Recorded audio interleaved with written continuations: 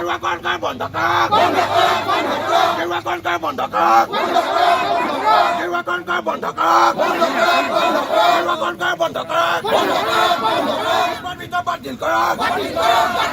কিমান মিটাৰ বাতিল কৰক অৰুণাচলী উৰা বন্ধ কৰক অৰুণাচলীকৰণ কৰা মানি লোৱা নহ'ব অৰুণাচলীকৰণ কৰা মানি লোৱা নহ'ব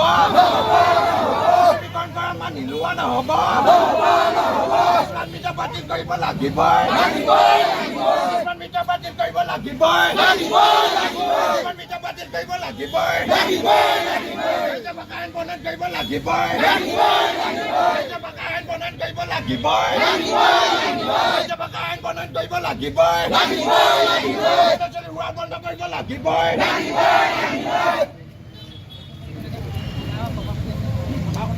বিজেপি চৰকাৰ হুঁচিয়াৰ গো বেক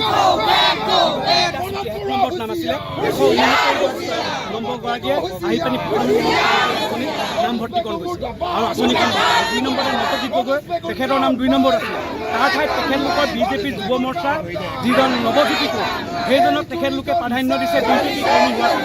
গতিকে ৰাজকোষৰ ধন বিজেপিকৰণ কৰি পানি তেখেতলোকৰ আমি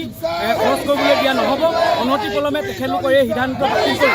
এই আঁচনিখনত আমাৰ নিবনুৱা লোকক অন্তৰ্ভুক্ত কৰিবলৈ অনুৰোধ জনাইছোঁ আৰু দুখীয়া দৰিদ্ৰ জনগণৰ ওপৰত যি স্মাৰ্ট মিটাৰ দাবী এই স্মাৰ্ট মিটাৰ নালাগে আৰু অসমৰ মুখ্যমন্ত্ৰীগৰাকী